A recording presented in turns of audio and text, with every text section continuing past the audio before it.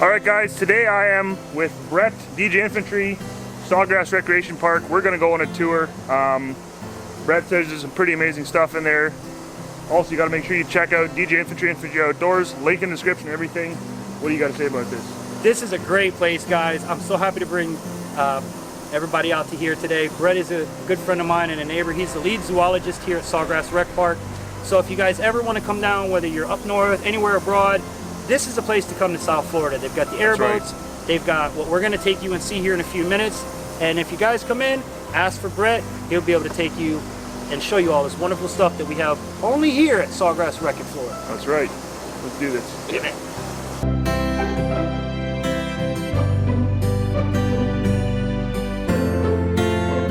Baseball caps, hats, and visors. Either take them off, turn them around, or hold on to them. Anything that goes to my props comes out a little funny the other way.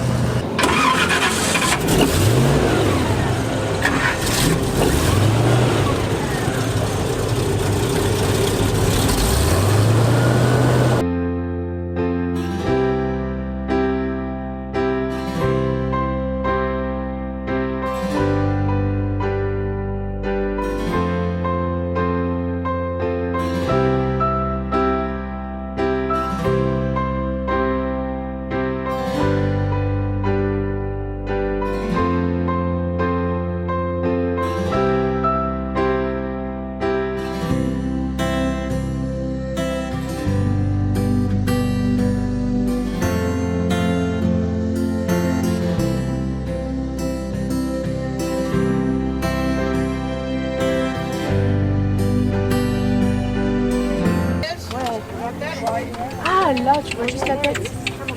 Ah oui, ça y est. Juste là.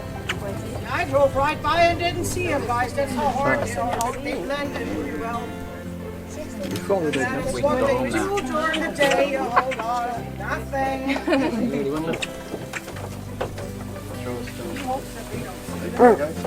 Ah, il fait genre, on l'a pas vu. Ah ouais. About 7 feet or so. That's a good size one.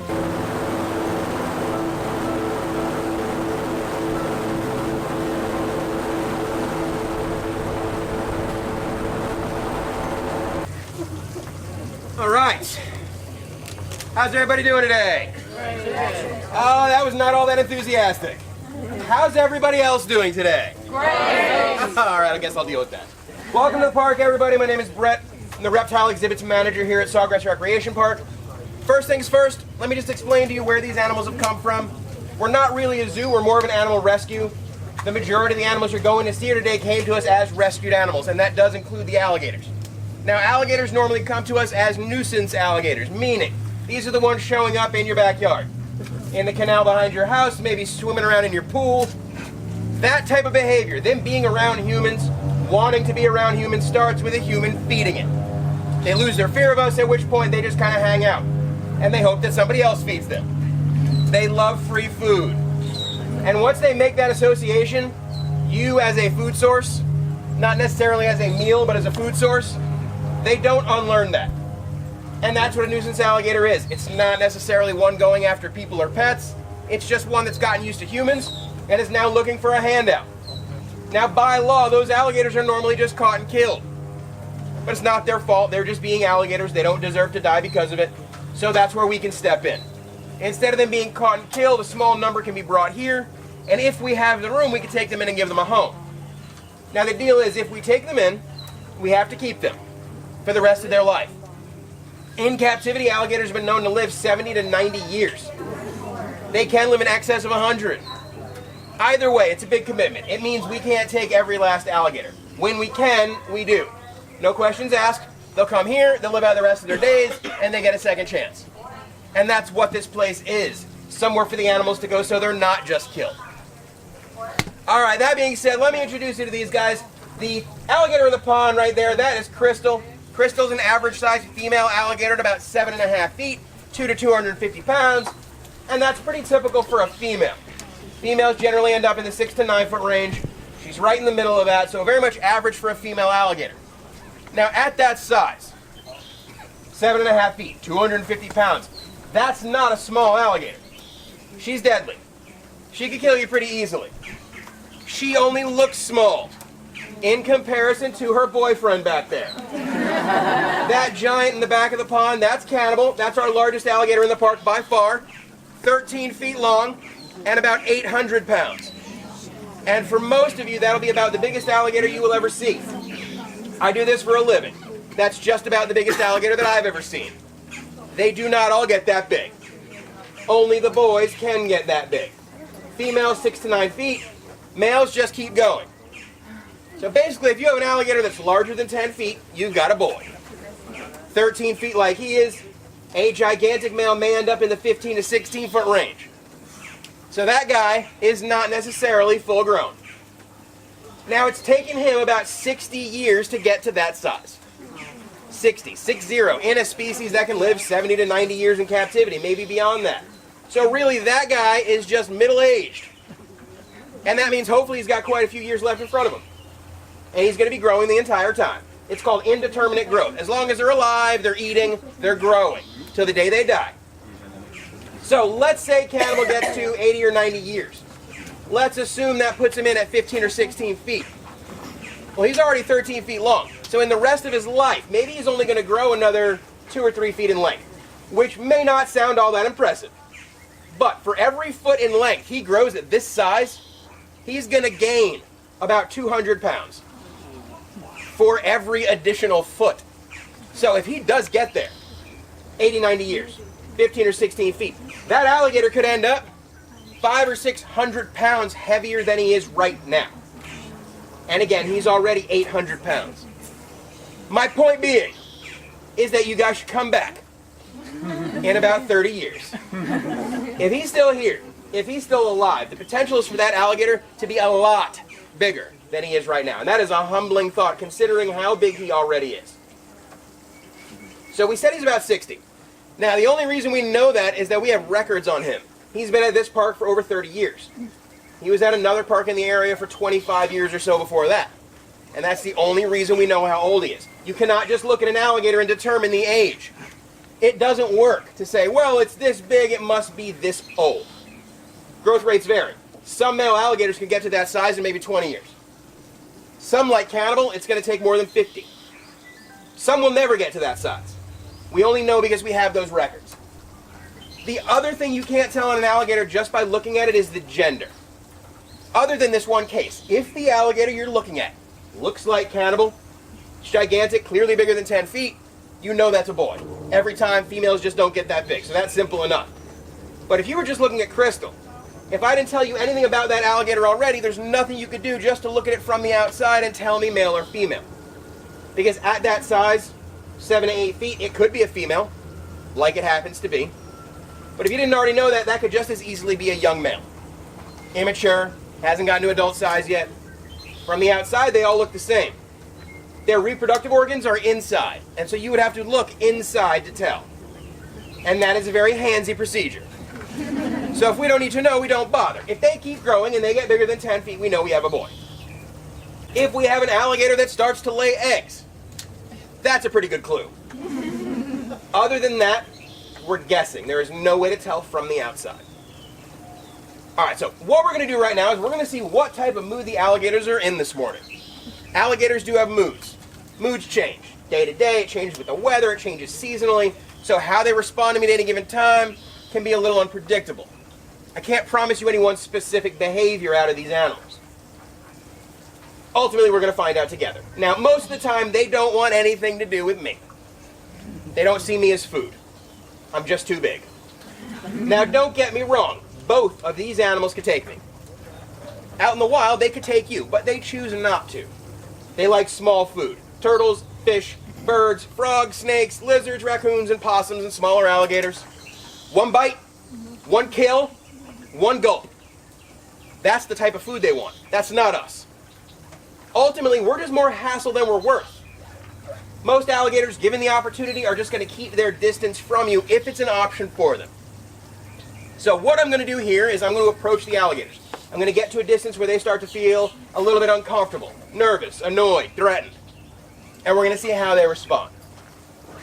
So I think we're going to start with Crystal. I'm going to walk towards her. I'm going to get to a distance where she probably starts to feel like maybe I'm a threat.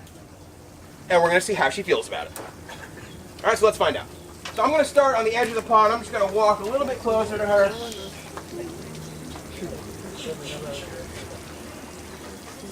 So immediately, backpedaling, went underneath the surface of the water. Now, believe it or not, when she goes under the water, this is her hiding. Granted, she doesn't really understand the concept of clear water. If this was murky, muddy water like there, she'd have just disappeared. She'd be gone. That's her in total avoidance mode. And that's a smart decision for her. When I'm getting closer to her, she's analyzing things. She's saying, okay, he's coming closer. Is there any reason to stick around? I know he's not food. And I figured out by now that he doesn't have food for me. So for her, where's the upside? Where's any good reason to interact with me right now, to stick around where I am? She doesn't see any. All she sees in me right now is risk and no reward. So she does what comes naturally, and that's just avoid the risk. I approach her, she goes in the opposite direction. She just increases the distance between us. And Crystal and I can do this all day long. And look, this is a smart decision for her. All she wants to do is defend herself. She can do that easiest by just staying away from me. That's all she wants. Now, she swims at 20 miles an hour. So in the water, they got your number. If you are in the water with an alligator, there's no out-swimming it. So I'm going to do this exact same thing. I'm going to approach her, but this time in the water. And we're going to see if this changes anything. Does this change her calculation? Am I any more or less of a target or a threat or a meal? See what happens. So I'm going to approach her the exact same way, this time in her domain. I walk towards her, and she backs up. I continue.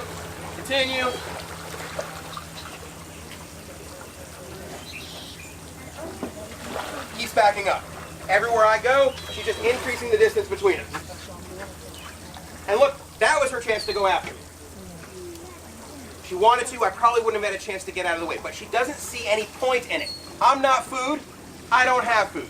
And again, she views me as a potential threat. So if she goes after me, she's going to find out whether or not that's true.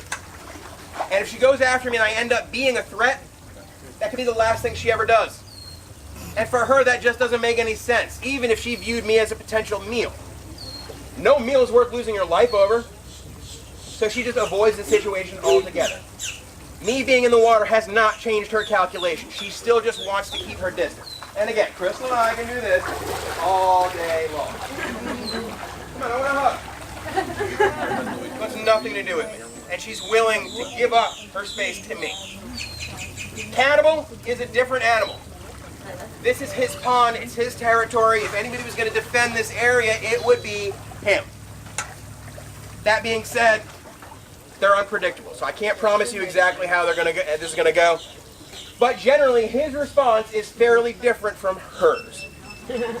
So, I'm going to walk to the back of the pond, and I'm going to do the exact same thing. I'm just going to approach him to the point where he probably views me as more of a nuisance than a threat. And we're going to see how he feels about it. Let's go find out.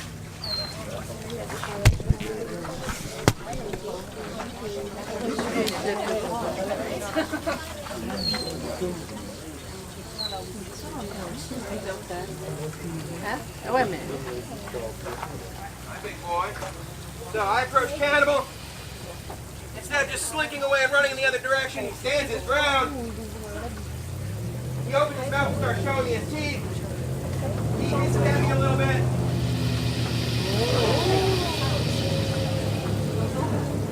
And that should be pretty easy to understand. It's a threat. It's a warning. Ultimately, it's just a message. The message is very simple. Go away. So now, I stepped back. I went away, and he went back to being calm. There was no need for him to continue that display once I walked away. He puffing and puffing here to try to chase me out of here. There's no point. His goal was achieved. I went away, and that's all he wanted, was for me to keep my distance. He wanted to establish himself, remind me that, hey, there's a giant alligator in front of you. This is my territory. Tread lightly. Once he's happy that that's the situation, that I understand where I am, he's done with me. Ultimately, he doesn't find me all that intimidating.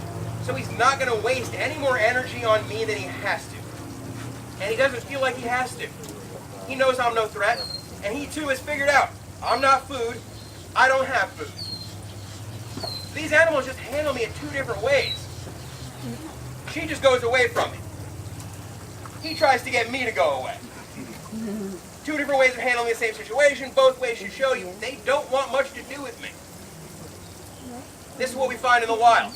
There's 1.5 million alligators in Florida, and yet each year on average we only have about 5 attacks a year. 5. 1.5 million alligators, 5 attacks a year. That number alone should tell you they're not targeting people on purpose. If they were, you'd hear about it a lot more than 5 times a year. In the state of Florida, you are more likely to get killed by a falling coconut. I am not making that up. That's a real statistic. Coconuts kill more people than alligators. So this is not necessarily something you need to worry about while you're here. These are just not man-eating animals. All right, with that, I'm going to wrap this up because I want to give everybody here a chance to hold a baby alligator. The babies we have, some of them are the offspring of these two. So if you do want to hold a little baby cannibal, take a picture with it, love it and squeeze it. I highly recommend it. Don't just run off. We're going to do that right now. What do you got there, bud? Just a beautiful one. Maybe like 30-inch baby alligator. Looks like a puppy dog. Too bad we can't take the tape off it. Now, how many of those you got in Canada? Precisely about 0. Not sure they'd survive underneath 4 feet of ice. For a little while. Yeah. Look at that, guys. Those eyes are just creepy. Hopefully it's focusing. Oh yeah, you're good. Wow. Anyways, held them long enough. We'll give them back. Thanks, man. What is the area that they have the blind spot? Below the mouth? I mean, yeah, they can't see under When there. it's open? From directly behind them, they can't see. Most people think that they have a blind spot directly in front of them, and that is just not true. Now, when their mouth is wide open, obviously that top jaw is going to be blocking their view. We have garter snakes back home. They get that big. Garter snakes are 1,000 actually down here nasty. They bite. Or what am I Yeah, gonna do? here, so yeah. You just always want to support the tail in the middle of the body. That's the best way to do it. And just let him wrap around, yeah. Alright, guys. This is, what's it called? This is a corn snake. This is a corn snake. Not gonna lie. Also known as red rat, right? Yeah, well, yeah, they're all considered rat snakes. And, Not this gonna one's- lie. That head, or that tongue touching my arm feels a little weird. But it's not poisonous, so just a little bite. Hey Jag, we caught a snake, brother. And this isn't even a big one yet. Just wait. This is definitely bigger than our garter snakes back home. That's about the size of one you caught on the kayak too, isn't it? Yeah, almost. We have a place back home called the Narcissus Snake Dens. I believe 60,000 snakes they den under limestone Yeah, I was in up the winter. I was in Spokane and I saw one of those. Oh, wow. It's 13 miles from the Canadian border, and I was Oh, on the yeah. edge of a cliffside, and you literally see them pouring out of a little Yeah. hole like that big. Yeah. Yeah, we used to catch these in the neighborhood. There's tons of different variations that Really? you can see around Well, here. back when I was a kid, what you see where I live wasn't there. West of University was farmland and swamp. Half of Davie was all swamp, farmland. So these being, we know them as red rats. That's what the farmers like because they put them in the hay bales and they eat the mice and stuff. Gotcha. You'd always catch them in the farms. It's literally how they got the term corn snake too. Yeah, Always from the cornfields. hanging out in the corn. Yeah. Well, Waiting alright, for those guys. rats, yeah. That's pretty cool. We'll see what next we got. Hopefully you guys can see that. Look at that.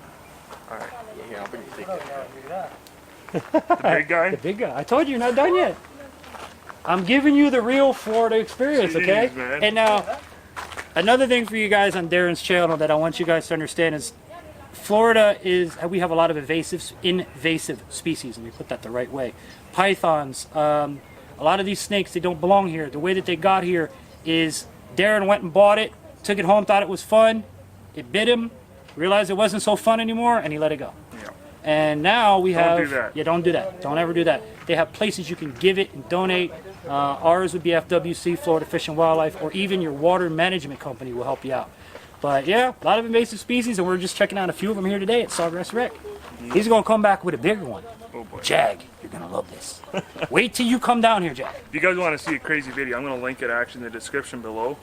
I was fishing with my buddy Jag Fishing, and he caught, I don't know what, I think it was a diamondback. or a water moccasin. I think he wrote me. He said it was a water rattlesnake. I forget the name of it, but either way, it's a good thing you guys didn't touch it. Yeah. Anyways, he caught it with a topwater frog, but that sucked. Pretty funny video though. I'll put it below. Yeah. There you go. That's You've probably seen a couple of these before. This is a green iguana. Yeah, this one's pretty old. I believe this one's 15, 20 years old, something like that. You're a big boy. I see you looking, and I don't have no lettuce or hibiscus. Yeah, I don't have none. Those paws look like I wish I did. Yeah, they could, but this one's kind of an old man. So as long as you're relaxed with him, he's absolutely fine. Okay, cool. Yeah, that's actually why you see where we're growing all these plants around here, just like the hibiscus, and here we have these are cocoa plum. These are all things that these guys can. Oh yeah, cocoa plum. Yeah, same with the tortoises over there as well. We just feed them, all of them. They all get nice veggies. They eat much better than I do. Who is he? And hibiscus to them, for you guys watching at home, is a little flower that they absolutely think is like candy. Yeah, he's very Like old. the brand iguana. Yeah, exactly, yeah. It's these guys, they're the owners, yeah. They have a couple rights. Pretty rich. Yeah, that's why he's in retirement here, yeah. So what are these big lumps on the side here? Those are pretty much, that's where they're actually going to store excessive nutrients like calcium, stuff like that. Also, it's also jaw muscles, you know how like in crocodiles and alligators, they have those big lumps. It's just, it helps with the bite force. With these guys, it's not too much of muscle because they're not really focused on crunching anything down. The toughest thing they would eat is maybe hard fruit, nuts, stuff like that. Maybe small crabs, if they do get them. These guys are omnivorous, so they'll eat fish, even I've seen before. They'll eat small birds, they'll eat mice. But they mostly like it with the veggies. Cool. And the fruit. There's also a problem here in Florida where people will have beautiful gardens and one of these will show up and eat the whole thing in a week. Oh yeah. Yeah, you'll see a lot of people screaming with a broom chasing iguanas around here. And if you go to Trinidad, you find them on the barbecue grill. Mm-hmm. So here as well, yeah, they're starting to eat them just because they're becoming so They're a popular. nuisance. Yeah. They're too much of a problem. Yeah. So they're overpopulation. Yeah, they're not from here. They're from the invasive islands. species. They're not supposed to be here.